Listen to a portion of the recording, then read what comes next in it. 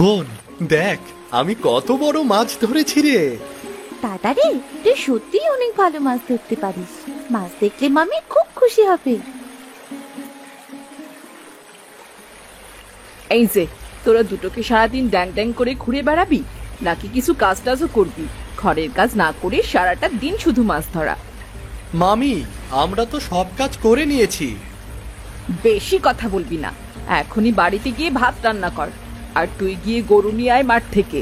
এমনি সময় দুটোকে পাওয়াই যায় না, আর খাওয়ার সময় ঠিকই এসে পড়ে।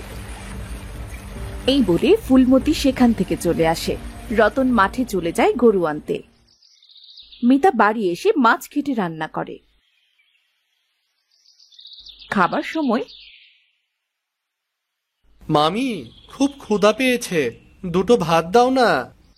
সারাটা দিন শুধু খাই খাই। এতদিন হলো তোর বাবা মা মারা গেছে, আমাদের ঘাড়ে আর কতদিন চড়ে থাকবি? তোদের দুটোর জন্য আমার মেয়েটাকেও কিছু খাওয়াতে পারি না। আমার বাড়ি থেকে বের হবি তোরা? মামি, আমরা কোথায় যাবো? আমাদের তো আর কেউ নেই। আমি সেটা কেমন করে বলবো? আমি তোদের চলে যেতে বলছি, তোরা এক্ষুনি বের হয়ে যাবি।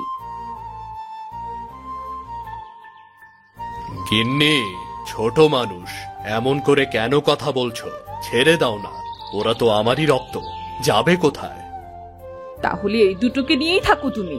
আমি আমার মেয়েকে নিয়ে এক্ষুনি বাবার বাড়ি চলে যাব। না মামি, তোমাকে কোথাও যেতে হবে না, আমি তোমার বোনকে নিয়ে চলে যাচ্ছি। চল বোন। রতন মিতাকে নিয়ে কাঁদতে কাঁদতে চলে আসে। রতনের মামা বাধা দিতে গিয়েও ফুলমতির জন্য পারে না। রতন আর মিতা হাঁটতে হাঁটতে একটা পেয়ারা গাছের নিচে এসে দাঁড়ায়। দাদা, দাদা আমার খুব খিদে পেয়েছে। সারাদিন না খেয়ে তো আর হাঁটতে পারছি না দাদা। বোন, এই পেয়ারা গাছে তো মাত্র একটা পেয়ারা, তাও আবার সেটা পাখিতে খাচ্ছে। তোকে কি খেতে দেব বল? না দাদা, তুই আমি দুজনেই খাবো। তুইও তো সেই সকাল থেকে খাসনি। আরে বোন, দেখ একটা ভালো পেয়ারা পড়েছে রে।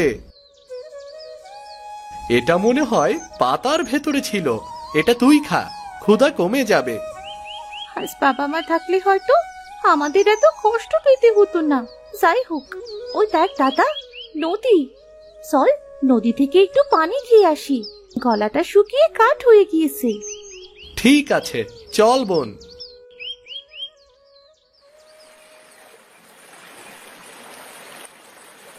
দাদা, এবার আমরা কোথায় যাবো রে দাদা? সন্ধে তো হতে চললো। বোন, আমার মাথায় একটা বুদ্ধি এসেছে। ওই দেখ, বাঁশের ঝোপ। আমরা ওখান থেকে বাঁশ কেটে এই নদীর মাঝে একটা ছোট্ট বাঁশের ঘর বানাই। অন্তত মাথার ওপর চাল তো থাকবে, তাই না? ঠিক বলেছিস দাদা, আমরা নদীর মাঝেই ঘর তৈরি করি। তাহলে সেখান থেকে আমাদের আর কেউ দাঁড়াতে পারবে না। কিন্তু তুই কি পারবি নদীর মাঝে বাঁশের বাড়ি বানাতে? কেন পারবো না বোন, আমাকে যে পারতেই হবে। কিন্তু বাঁশ কাটবো কি দিয়ে? ওই তো একটা লোহা, আমি এটাকে ধার দিয়ে দা বানাই। দাদা, তুই ঘর বানা, আমি তোকে সাহায্য করছি।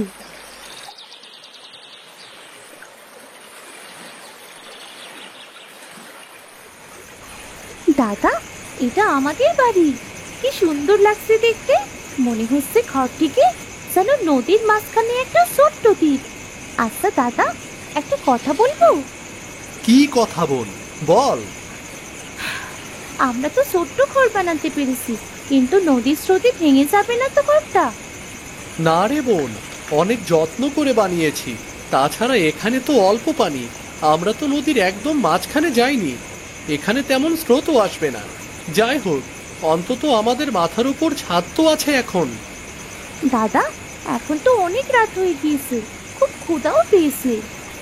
বোন, এত রাতে আমি খাবার কোথায় পাবো? একটা দিন কষ্ট কর, সকাল হলেই আমি একটা ব্যবস্থা করব। আচ্ছা চল, এই বাঁশগুলো ঘরের ভেতর নিয়ে একটা খাটের মতো বানাবো, না হলে আমরা ঘুমাবো কিসের ওপর? ঠিক আছে দাদা। দাদা, ঘরের ভিতর কত সুন্দর। বাইরের থেকেও ঘরের ভেতরটা বেশি সুন্দর। আমি যে এত সুন্দর ঘর বানাতে পারবো বুঝতে পারিনি। বোন, খাট বানানো শেষ, এখন ঘুমাতে চল। ঠিক আছে দাদা। রতন ও মিতা তাদের নদীর মাঝে বানানো বাঁশের বাড়িতে ঘুমিয়ে পড়ে। পরদিন পাখির ডাকে ঘুম ভাঙে তাদের। দাদা, আমিও যাবো তোর সাথে। দুজনে মিলে কাজ করলে কষ্ট কম হবে। ঠিক আছে, চল বোন।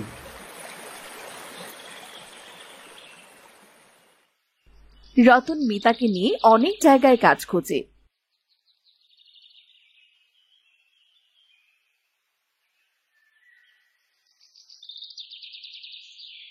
কিন্তু ছোট হওয়ায় তাদের কেউ কাজ দিতে চায় না।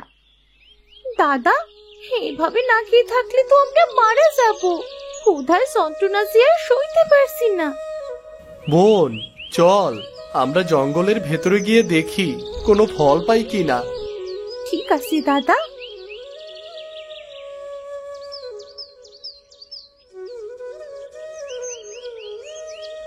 দাদা, আমরা তো মাত্র 2টা লেবু পেলাম।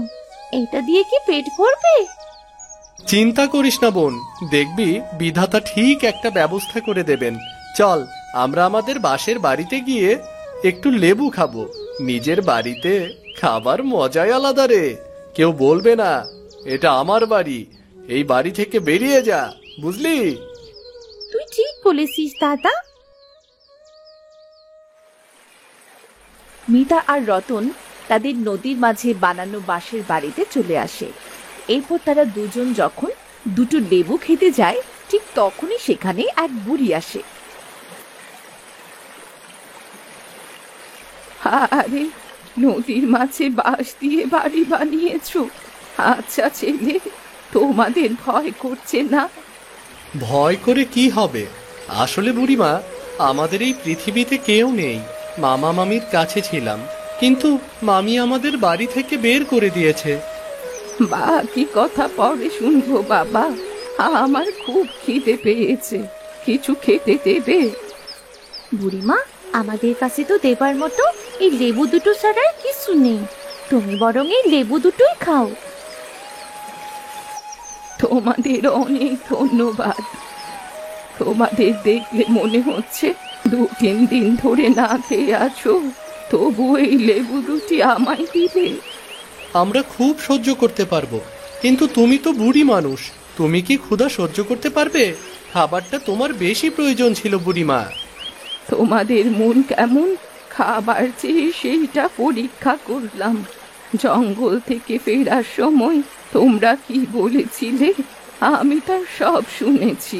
তোমাদের অসহায় অবস্থায় দেখে তোমাদের সাহায্য করতে এলাম, কিন্তু আমি তাদেরই সাহায্য করি যাদের মনে মায়া আছে, আর তোমাদের মনে মায়া আছে। তুমি আমাদের সাহায্য করবে, কিন্তু কিভাবে বুড়িমা?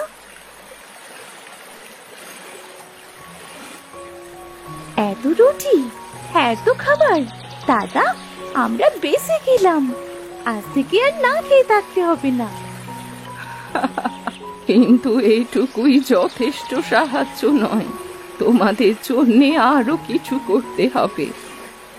বুড়ি তার লাঠি তুলে আকাশের দিকে তাকিয়ে কিছু মন্ত্রপাঠ করে। মুহূর্তেই তাদের বাড়ির চারপাশে সবুজের সমারোহ হয়ে যায়। নানান রকম ফলের গাছ গজিয়ে ওঠে। এ কি করলে বুড়িমা? এটা কেমন করে সম্ভব? এখন থেকে তোদের আর কষ্ট হবে না। এই ফল আর সবজি তোদের সব অভাব দূর করে দেবে। শোন, তোদের এই বাঁশের বাড়ি সারা জীবন এমন থাকবে, এটা কখনো ভাঙবে না। এই পানির স্রোত আসলে সেটা ফুলে পরিণত হবে। ধন্যবাদ বুড়িমা, তুমি না থাকলে হয়তো আমরা বেশি দিন বাঁচতে পারতাম না। এখন থেকে আমাদের আর কোনো ভয় নেই। আমাদের মাথার উপর সালার কখনো হারাবে না। আমাদের বাঁশের বাড়িও কখনো নষ্ট হবে না। খুব আনন্দ হচ্ছে আমার।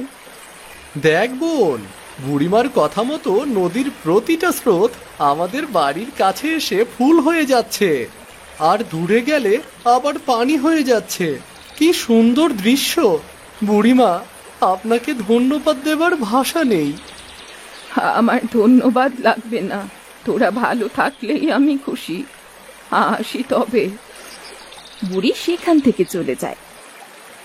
মিতা আর রতন বুড়ির দেওয়ার সবজি ক্ষেত থেকে সবজি ও ফল গাছ থেকে ফল বিক্রি করে আনন্দে ও নির্ভয়ে নদীর মাঝে বাঁশের বাড়িতে বসবাস করতে থাকে। এভাবেই কেটে যায় বেশ কয়েক বছর। একদিন গিন্নি, আমার খুব ক্ষুধা পেয়েছে। মেয়েটারও মুখটা শুকিয়ে গিয়েছে। ওই দেখো, নদীর মাঝে কি সুন্দর একটা বাঁশের বাড়ি। এত সুন্দর বাড়ি আমরা আগে কখনো দেখিনি তো। মা বাবা চলো না ওই বাঁশের বাড়ি গিয়ে দেখি, আমাদের কিছু খেতে দেয় নাকি। ঠিক আছে রে মা, চল যাই।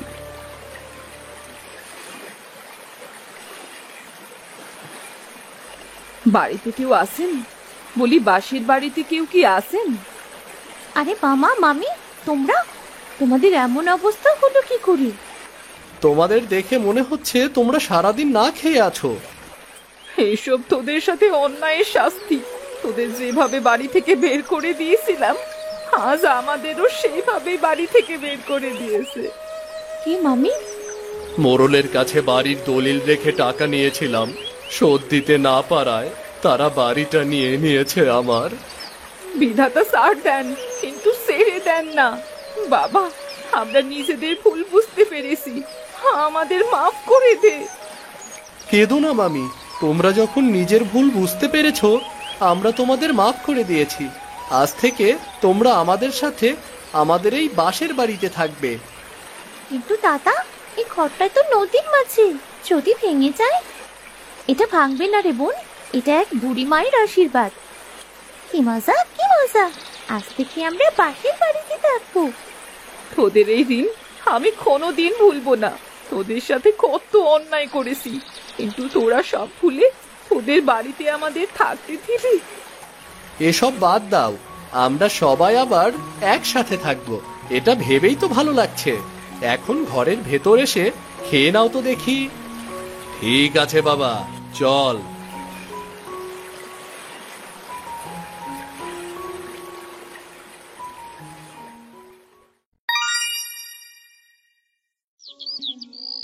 মধুপুর নামে এক গ্রাম। সেই গ্রামে গনি নামে এক সৎ কৃষক বাস করত। অভাবের সংসার ছিল তার। গনিরা সংসারে ছিল মোট 4 জন। গনির 2 বউ, গনির মা ও গনি। গনি, ও গনি, কোথায় গেলি রে বাবা? একটু আয় তো আমার কাছে। কি হয়েছে মা, ডাকছো কেন? কি বাবা, তুই আমার উপর রাগ করে আর কতদিন থাকবি? আমার সাথে একটু ঠিক মতো তো কথাও বলিস না। আমি তোর মা রে বাবা, আমার উপর রাগ করে আর কতদিন থাকবি বল? রাগ করব না তো কি করব? তোমাকে কত করে বললাম আমি আর একটা বিয়ে করব না, তা তুমি আমার কথাই শুনলে না। আমি তো তোর ভালোর জন্যই বলেছিলাম। বড় বউয়ের বাচ্চা কাচ্চা হয় না, তাই তোকে দ্বিতীয় বিয়ে দিয়েছিলাম। কিন্তু কে জানতো যে ছোট বউয়েরও বাচ্চা কাচ্চা হবে না। এমনিতেই 3 জনের সংসার চালাতে হিমশিম খেয়ে যেতাম, আর 4 জনের সংসার তো কেউই ঠিক মতো 2টো খাবার খেতে পারি না। কি গো, তোমাদের আবার কি হলো? এই সকাল সকাল এত বকাবকি করছো কেন? আই ছোট, এদিকে আয় তো, রান্নার কাছে আমায় একটু সাহায্য করবি আয়। 2 অপয়ার কত মিল দেখ। কেউ দেখে বলতেই পারবে না যে এই অপয়া দুটো সতীন। দেখে মনে হয় 2 বোন, দুটোর কপাল একই রকম লেখা। মা, আপনি আমাদের এমন করে বলছেন কেন? বাচ্চা না হলে আমরা করবোটা কি? এটা তো সৃষ্টিকর্তার হাতে। মুখে শুধু বড় বড় কথা। দূর হ, দূর হ আমার চোখের সামনে থেকে। দুটোকে দেখলেই আমার পা থেকে মাথা পর্যন্ত চলে।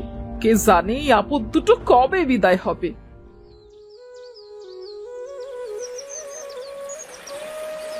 হাই বিধাতা, আমাদের সাথে কেন এমন হচ্ছে?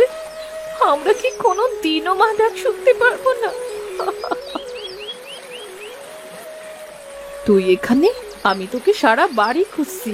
কি রে, তুই কাঁদছিস কেন? কাঁদিস না বোন, তোর চোখের পানি আমার সহ্য হয় না। কাঁদবো না তো করবোটা কি বলো? মা আমাদের মুখের উপর কেমন করে কথা বললো। এ আর নতুন কি, মা তো সবসময় এমন করেই কথা বলে। আমি আজ কতকাল ধরেই তো শুনে আসছি, শুনতে শুনতে অভ্যাস হয়ে গেছে, এখন তোরও হয়ে যাবে। দিদি, বিধাতা আমাদের কোন পাপের শাস্তি দিচ্ছে?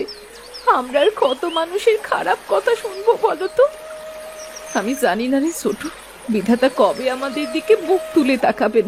কাঁদতে কাঁদতে আমার চোখের পানিও শুকিয়ে গেছে, এখন আর কাঁদতেও পারি না রে। রীতা আর মিতা যে লেবু গাছের নিচে বসে কাঁদছিল, সেটা ছিল মায়াবী লেবুর গাছ। লেবু গাছ এতক্ষণ দুই বউয়ের সব কষ্টের কথা শুনছিল। তখন লেবু গাছের দুই বউয়ের ওপর খুব মায়া হলো। তোমরা এমন করে কেঁদো না তো, কারো চোখের পানি যে আমি সহ্য করতে পারি না। কে কে কথা বললো? পেছন থেকে কথা না বলে সামনে এসো। বড় বউ, আমি লেবু গাছ, আমি তোমাদের সাথে কথা বলছি। তুমি লেবু গাছ হয়ে কি করে কথা বলছো? এতদিন ধরে তো তোমাকে দেখে আসছি, কই আগে তো কখনো কথা বলনি। আগে তো কেউ কখনো আমার কাছে এসে এভাবে কাঁদেনি। আমি তো কারো কষ্টের চোখের পানিতেই জাগ্রত হই। কি বলছোটা কি? হ্যাঁ, আমি মায়াবী লেবু গাছ। আমি তোমাদের দুজনের ভালোবাসা দেখে খুব সন্তুষ্ট হয়েছি। আমি তোমাদের সাহায্য করতে চাই। তুমি আমাদের কিভাবে সাহায্য করবে? আমাদের জীবনের সমস্যা হলো একটা বাচ্চা, আর বাচ্চা না হলে এর কোনো সমাধান নেই। তোমাদেরও বাচ্চা হবে, তোমরা মা ডাক শুনবে, তোমাদের দুবুয়ের সকল কষ্ট দূর হবে। তুমি সত্যি বলছো? আমাদের আমাদের বাচ্চা হবে? হ্যাঁ হবে, কিন্তু আমার একটা শর্ত আছে। আমরা তোমার সব শর্তে রাজি। বলো বলো, আমাদের কি করতে হবে? আমি তোমাদের একটা বাচ্চা দিতে পারি, কিন্তু ওই বাচ্চা নিয়ে কখনো নিজেদের মধ্যে হিংসে করা যাবে না। এখন যেমন মিলেমিশে আছো, তেমনি সারা জীবন মিলেমিশে থাকতে হবে। না হলে কিন্তু তা না হলে কি হবে? না হলে সেই বাচ্চা আমি আমার কাছে ফিরিয়ে নেব। না না, আমরা সারা জীবন দুবোনের মতো থাকবো, আমাদের বাচ্চাকে সুখে রাখবো। ঠিক আছে, আমার ডালে দেখো একটা বড় সাদা রঙের ফুল আছে, সেই ফুলটা পেরে নাও। কিন্তু এই ফুল দিয়ে কি করব? আগে পেরেই তো দেখো না কি হয়। বাহ, ফুলটা তো খুব সুন্দর, আর কি সুন্দর সিকসিক করছে। এই ফুলটা বাড়ি নিয়ে গিয়ে পানিতে ভিজিয়ে রেখো, আর তারপর কাল সকালে তোমরা দুজন এই পানিটা খেও। সেই পানি খেলে তোমাদের দুজনের ভেতরে একজন গর্ভবতী হবে। যে কোনো একজন গর্ভবতী হবে? হ্যাঁ, যে কোনো একজন। আবার হিংসে করে কেউ একাই খেয়ে ফেলুন না, তাহলে কিন্তু একেবারেই বাচ্চা হবে না। না না লেবু গাছ, আমরা হিংসে করব না, আমাদের জীবনে একটা বাচ্চার খুব প্রয়োজন। ঠিক আছে, তাহলে এখন বাড়ি যাও তোমরা। আর মনে রেখো, তোমাদের ব্যবহারের ওপর তোমাদের জীবনের সুখ নির্ভর করবে। তোমাকে অনেক অনেক ধন্যবাদ লেবু গাছ, তুমি আমাদের অনেক বড় উপকার করলে।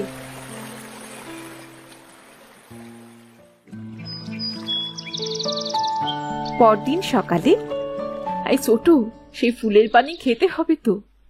হ্যাঁ দিদি, চলো, আমি তো ভুলেই গিয়েছিলাম।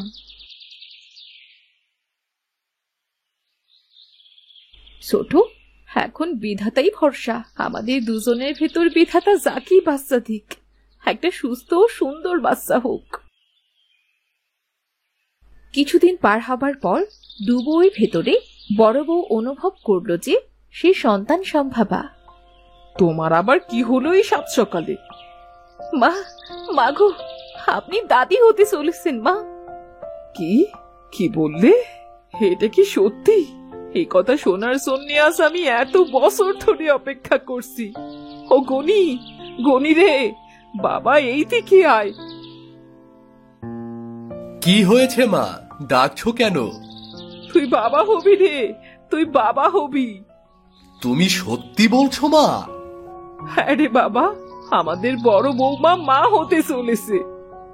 বড় দিদি, দিদি গো, আমার যে কত খুশি লাগছে। বড় বউ, আমি খুব খুশি হয়েছি। আমাদের এতদিনের স্বপ্ন এবার পূর্ণ হবে। আর ছোট বউ, এখন থেকে বড় বউয়ের দিকে খুব ভালো করে খেয়াল রেখো, কেমন? হ্যাঁ গো হ্যাঁ, সে কথা কি আর বলতে আছে নাকি? ছোট, তুই মন খারাপ করিস না। বাচ্চা আমার পেটে এসেছে তো কি হয়েছে, এর মা তো আমরা দুজনই, বল? হ্যাঁ দিদি, তুমি ঠিক বলেছো, আমি একটু মন খারাপ করিনি, আমি খুব খুশি হয়েছি দিদি। দেখতে দেখতে দিন পার হতে লাগলো। বড় বউয়ের কোল জুড়ে একটা সুন্দর ফুটফুটে মেয়ে এলো। বাড়িতে সবাই খুব খুশি হলো। আহ, এই শূন্য বুকটা আজ পূর্ণ করলি রে মা। তুই আমাদের জীবনে আলো হয়ে এসেছিস, তাই আজ থেকে আমাদের মেয়ের নাম আলো। বাহ, অনেক সুন্দর নাম তো। দাও দাও, আমার মেয়েটাকে এবার আমার কোলে দাও। শোনো ছোট বউ, এখন থেকে তোমার দায়িত্ব অনেক বেড়ে গেছে। যেমন মিলেমিশে থাকতে তেমনি থাকবে। বড় বউ, তোমার মেয়ে হয়েছে, তাই যেন ছোট বউয়ের সাথে আবার হিংসে করো না। না না মা, আমরা দু বোন যেমন ছিলাম তেমনি থাকবো। আর ছোট, ও তো আমার মেয়ের আরেকটা মা, আমরা দুজন মিলে ওকে বড় করে তুলবো। দিদি, দিদি তুমি খুব ভালো, তোমার মনটাও খুব ভালো। আলো আমাদের কলিজার টুকরা, ওকে আমরা অনেক যত্ন করব। রিতা ও মিতা আলোকে অনেক যত্নে বড় করতে লাগলো। তাদের দুজনের মধ্যে কোনো হিংসে নেই, কোনো ঝগড়া বিবাদও নেই। আলো বেশ বড় হয়ে উঠল। আলো আসার পর থেকে আমাদের সংসারের সব অভাব অনটন দূর হয়ে গেছে। এখন আর আমাদের সংসারে কোনো অভাব অনটন থাকবে না। হ্যাঁ রে, আর সংসারে বাচ্চা কাচ্চা না থাকলে কি সেই সংসারে সুখ থাকে নাকি? এজন্যই তো এখন আমাদের সংসারে কোনো সুখের অভাব নেই। মা, ও মা, কোথায় তোমরা? আমি একটু খেলতে যাচ্ছি। না সোনা, এখন বাইরে যেতে হবে না। চারিদিকে পানি আর পানি, আর আকাশে কেমন মেঘ করেছে দেখতো, সে কোনো সময় বৃষ্টি চলে আসবে। আর বৃষ্টিতে ভিজলে শরীর খারাপ করবে। তোর খেলতে ইচ্ছে করছে সোনা? আমাদের বল, আমরা তোর সাথে খেলবো। না না মা, আমি দীপার সাথে খেলবো, তাড়াতাড়ি চলে আসবো। যাই না মা, তোমরা তো আমার সব কথা শোনো, এটা শুনবেন না? আচ্ছা ঠিক আছে, যাও, তবে সাবধানে খেলবে। ঠিক আছে মা। আরে বা, তুই এসেছিস? তোর মা তোকে আসতে দিল? হ্যাঁ রে দীপা, আসতে দেবে না কেন? আমার মারা তো খুব ভালো। চল, আমরা গোল্লা শট খেলি কি? আরে তোর কি ভাগ্য রে, সবার একটা মা থাকে, আর তোর কি না দুটো মা। আমাদের মা তো আমাদের মারে বকে, আর তোর মারা তোকে কত ভালোবাসে। হ্যাঁ রে, আমার মারা আমাকে খুব ভালোবাসে। আমি যেটা বলি সেটাই শোনে, আর কখনো আমাকে মারা তো দূরের কথা বকাও দেয় না। তা হ্যাঁ রে দীপা, আসলে তুই খুব সুখী। তোর কোনো জিনিসের অভাব নেই, আর ভালোবাসারও অভাব নেই। তুই দুঃখ করছিস কেন? তোর বাবা মাও তোকে অনেক ভালোবাসে রে। সবার বাবা মাই তাদের সন্তানকে খুব ভালোবাসে। আলো, চল মা, তোকে কটা ভাত খাইয়ে দে। অনেক সময় হয়ে গেছে তুই কিছুই খাসনি। ঠিক আছে মা, চলো, আমারও বড্ড খিদে পেয়েছে। কি গো বড় বউ, তোমার মেয়েকে নিয়ে ছোট বউ অত টানাটানি করে, তা তোমার রাগ হয় না? তোমার হিংসে লাগে না বুঝি? না মা, রাগ হবে কেন? ছোট তো আলোর আরেক মা, তাছাড়া আমার আলো একসাথে তার দুই মায়ের ভালোবাসা পাচ্ছে। আমি এতদিনে বুঝতে পেরেছি, আমার ঘরে দুটো লক্ষ্মী এসেছে।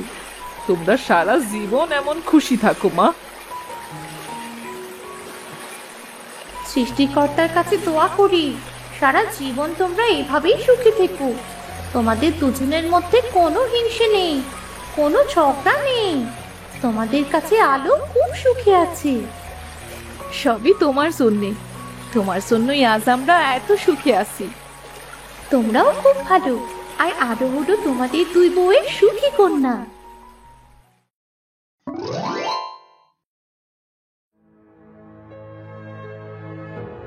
মিনার শরীর দিন দিন খুবই খারাপের দিকে যাচ্ছে। মিনা ঠাকুমা ছাড়া আপন বলতে আর কেউ নেই।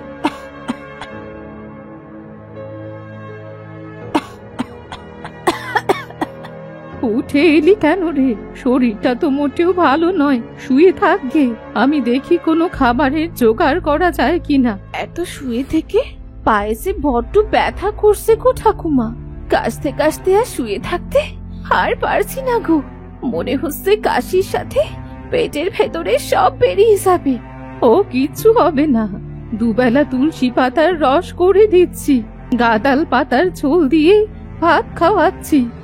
দেখিস কাশি দুদিনেই সেরে যাবে। দুদিন যে আর ফুরলো না গো ঠাকুমা। আজ আজ 15 দিন হলো। আমি উঠে দাঁড়ানোর শক্তিও হারাচ্ছি কাশির শূন্যে। আর হাত পায়ে সে কি ব্যথা। এ কি বলিস রে? এরই মধ্যে 15 দিন হয়ে গেল। আসলে বুড়ি হয়েছি তো, এত কিছু মনে থাকে না রে। তুমি এখানে বসে অত কি ভাবছো বলো তো ঠাকুমা? তোমার কি হয়েছে? ভাবছি জীবনে একে একে কতজনকে হারালাম জানিস। জন্মের 2 বছরের মাথায় আমার মা চলে গেলেন। 7 বছরে বাবাকেও হারালাম। প্রতিবেশী এক খুড়িমা তোর দাদুর সাথে বিয়ে দিয়ে আমায় এখানে পাঠালেন। বিয়ের 5 বছর পর তোর দাদু হচ্ছে চলে গেল। তোর বাবাকে আঁকড়ে বাঁচতে শুরু করলাম। তাকে বড় করে বিয়েও দিলাম। একে একে ছেলে আর বৌমাও চলে গেল। শুধুই আমারই আর ডাক এলো না। অমন কথা কেন বলছো ঠাকুমা? তুমি না থাকলে আমি আমি কার কাছে থাকবো? তুমি সত্যি সব হারিয়েছো? কিছুই কি পাওনি? পাবো না কেন রে? এই যে তোকে পেয়েছি, তুই তো আমার প্রদীপের সলতে। তুই ঘরে যা, আমি দেখছি কি করা যায়। মিনাকে রেখে ঠাকুমা বাইরে এলো। এদিক ওদিক সে হাঁটতে শুরু করলো। এমন সময় দেখা হলো কবিরাজের সাথে। আরে জেঠিমা, আপনি এদিক ওদিক কি খুঁজছেন? কিছু কি হারিয়ে গিয়েছে? এখানে কটা তুলসী পাতার গাছ ছিল, ওগুলো খুঁজে পাচ্ছি না যে। গাদাল পাতার লতাগুলো চোখে পড়ছে না। এগুলো গেল কোথায় সব? এখানেই তো আছে জেঠিমা, কিন্তু সে ডালে কোনো পাতা নেই। তাই ঠাঠা রোদে এসব দিয়ে কি করবে তুমি? মিনার আজ 15 দিন কাশি শুরু হয়েছে। এ আর ভালোই তো হচ্ছে না। তুলসী পাতা না পেলে ওর কাশি সারাবো কেমন করে? এতদিন ধরে কাশি, এ তো মোটে ভালো কথা নয়। চলুন জেঠিমা, ওকে একটিবার বরং দেখে আসি। আমাকে জানাননি কেন? জানলে তো আগে এসে দেখে যেতে পারতাম। কি করে জানবো বাবা? আমার তো দুবেলা খাবারই জোটে না। তোমাকে ডেকে যে 2 পয়সা না দিলে মান থাকে না। পয়সা নেই বলে ওইটুকু মেয়ে বিনা চিকিৎসায় মরে যাবে? চলুন দেখি কি হয়েছে।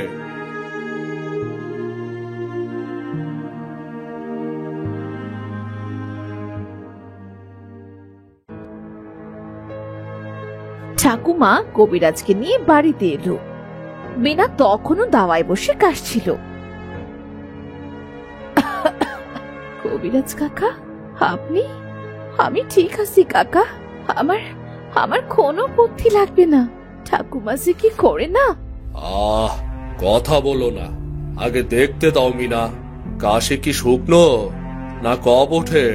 বুকে জ্বালা পোড়া করে? শুকনো কাশি। তবে মাঝে মাঝে মনে হয় বুকটা ছিঁড়ে যায়। আর হাত পায়েও খুব ব্যথা। উঠে দাঁড়ানোর কোনো শক্তি নেই। এই পথ্যিটা খাওয়ার পরে রোজ রাতে খাবে, তাহলেই সব সেরে যাবে। তোমাকে কত পয়সা দিতে হবে বাবা? আমি তো এখন সব দিতে পারবো না, তবে একটু একটু করে শোধ করে দেব। মানছি কবিরাজি আমার কাজ, এই কাজ দিয়ে আমার পেট চলে। তাই বলে কি আমি মানুষ নই? জেঠিমা, আমাকে যদি পয়সা দিতে চাও, তবে ছোটবেলায় তোমার ঘরে কতদিন ভাত খেয়েছি, তোমার আমের আচার চুরি করেছি, সেসব আমি কেমন করে শোধ করব গো? তবুও তোমায় কিছু যে নিতেই হবে বাবা। যদি দিতেই চান তবে আপনার তৈরি একটু আচার দিন না, খেতে খেতে বাড়ি চলে যাই। আর যদি পারেন মিনাকে মাছ খাওয়াবেন সাধ্য মতো। শরীরে আমিষের বড্ড অভাব, মাছ খেলে দ্রুত সুস্থ হয়ে যাবে। মাছ?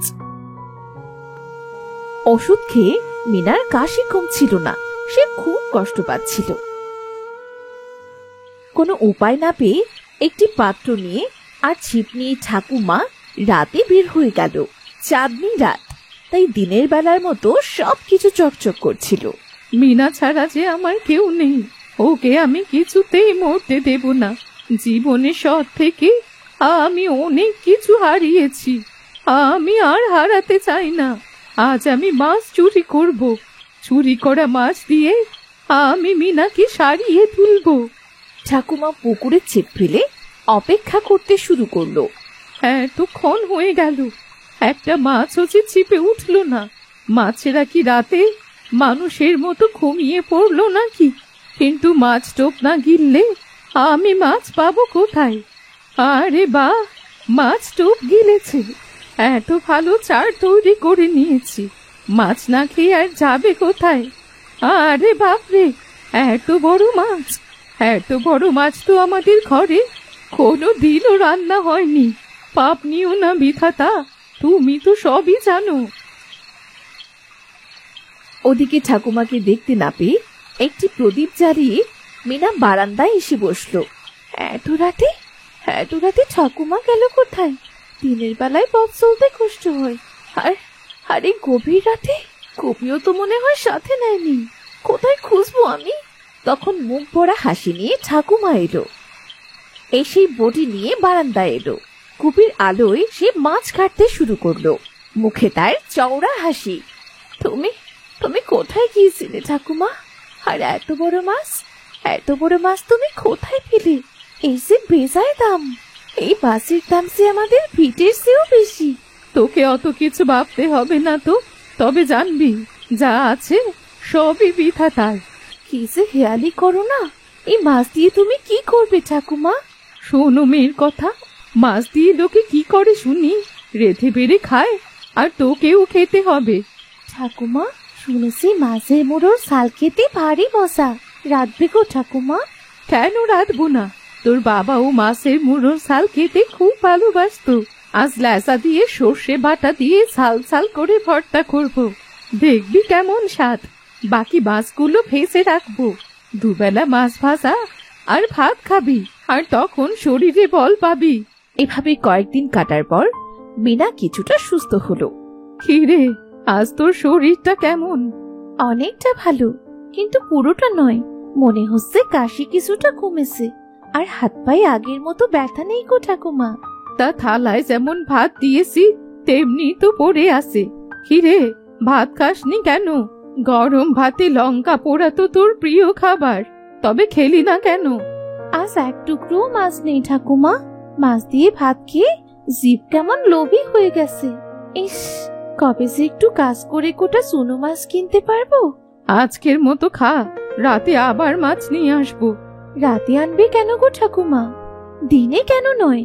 সব কাজ দিনে হয় না, আর কিছু কাজ রাতেই ভালো। ভাতগুলো তবে থাক, আমি রাতেই মাছ দিয়ে ভাত খাবো। সেদিন রাতের বেলা ঠাকুমা আবার ছিপ ফেললো।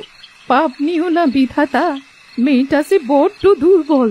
পুরোপুরি সেরে উঠলে আর কখনো আসবো না। ছিপে উঠলো মস্ত এক কাতলা। মাছ তুলতে গিয়ে পানির শব্দে সেখানে এলো মহাজন। কে কে ছিপ ফেলেছে? আরে বুড়িমা, তুমি? ছি ছি, এই বয়সে তুমি মাছ চুরি করতে এসেছ? না মানে মহাজন, আসলে একে মাছ চুরি করছো, আবার বড় বড় কথা বলছো। চলো, তোমাকে নিয়ে গ্রাম প্রধানের বাড়িতে যাব। সে আমাকে যেখানে ইচ্ছে নিয়ে যাও বাবা, আমাকে শুধু মাছটা দাও। তোমার তো অনেক মাছ আছে বাবা। অনেক আছে বলে কি বিলাতে হবে নাকি? একেই চুরি করছো, তার উপরে আবার কথা বলছো। চলো আমার সাথে। পুকুর পারে কিসের এত চিৎকার? মহাজন সাহেব, কি হয়েছে? এই দেখো না, বুড়িমা আমার পুকুরে ছিপ ফেলে মাছ চুরি করছে। আমি হাতে নাতে ধরেছি, গ্রাম প্রধানের কাছে নিয়ে যাচ্ছি। বুড়িমার বিচার হবে। একটু দাঁড়ান মহাজন, বিচার যদি করতেই হয় তবে ন্যায্য বিচার করতে হবে। প্রথমে বিচার করতে হবে আমার, কারণ জেঠিমার নাতনি মিনা অসুস্থ, ওকে মাছ খাওয়াতে আমি বলেছিলাম। তারপর বিচার হবে আপনার। আমার বিচার? কিন্তু কেন? আমি কি করেছি? আমি তো কিচ্ছু করিনি। ও কবিরাজ, তোমার কি মাথা খারাপ হয়ে গেছে নাকি গো? কি সব আবল তাবল বলছো গো তুমি? ঠিকই বলছি, আপনার এত মাছের পুকুর, এত এত মাছ, অথচ অসহায় পরিবারে জেঠিমাদের মাছ তো দূরের কথা, দুবেলা খাবারও জোটে না। ভাগ করে খাওয়ার আনন্দ আমরা ভুলতে বসেছি। রোজ দুটো মাছ খেতে দিলে কি আপনার পুকুরের মাছ কম পড়তো? সে না হয় বুঝলাম, কিন্তু প্রধানের বিচার কেন হবে? বারে, তার শাসনে তারই গ্রামের এক অসহায় পরিবার দিনের পর দিন কষ্ট করছে, এটা তো তারও দায়। তার তো উচিত এ মানুষটিকে সাহায্য করা। তুমি ঠিকই বলেছ কবিরাজ, আমরা সব সময় আমার আমার বলে চিৎকার করি, কিন্তু আশেপাশের মানুষগুলোর কোনো খেয়াল রাখি না। বুড়িমা, তোমার আর কোনো কাজ করতে হবে না। আমি রোজ দুটো মাছ তোমার বাড়ি পাঠিয়ে দেব। একটা বাজারে বিক্রি করো, আর একটা তোমরা খেও। এটা নিয়ে যাও। না রে বাবা, এইসব আর বলো না, আমি চলি এখন। বাড়ি ফিরে ঠাকুমা যত্ন করে মাছটি কেটে রান্না করলো। আমার দুটো মাছের টুকরা দাও না ঠাকুমা, মজা করে খাই। আহ, কি ভালো গন্ধ সেরেছে। নে নে, খেয়ে দেখ, একদম টাটকা মাছ। কাল থেকে আমরা মন ভরে মাছ খাবো। মহাজনের দেওয়া মাছ একটা বিক্রি করব, আর একটা খাবো। না না ঠাকুমা, রোজ রোজ কারো দান নিতে নেই। আমাদের সাহায্য করতে চান ভালো কথা, কিন্তু আমাদের নিজেদেরও ভালো থাকার জন্য লড়াই করতে হবে। তোর কোনো কথাই যে বুঝতে পারছি না, কি যে বলিস তুই? আমি আরেকটু সুস্থ হলে মহাজনের থেকে মাছ কিনবো, আর গ্রামে ঘুরে ঘুরে বিক্রি করব। তাকে মাছের দাম দিয়ে লাভের যে টাকাটা থাকবে, তাতে আমাদের বেশ চলে যাবে। বেশ, তাই হবে। তবে তুই এবার সুস্থ হয়ে ওঠ। কয়েকদিন পর আরে মিনামা, তোর বিক্রি কেমন চলছে? আপনার পুকুরে টাটকা মাছ গ্রামের লোকেরা বেশ পছন্দ করেছে মহাজন কাকা। সব মাছ বিক্রি হয়ে গেছে। এই নিন আজকের মাছের দাম। সব বিক্রি হলে তোরা কি খাবি? একদিন মাছ খেলে কিচ্ছু হবে না, তাছাড়া চাল আর আনাজও কিনতে হবে কাকা। আমি চলি। যাবি কি রে? এই নে, এই পাকা বোয়াল মাছটা নিয়ে যা। তোর ঠাকুমাকে দিয়ে আমার কথা বলিস কেমন? কিন্তু এত বড় মাছ? সেসব তোকে ভাবতে হবে না, যা যা। মাছ নিয়ে মিনা হাসি মুখে বাড়ির দিকে রওনা দিল।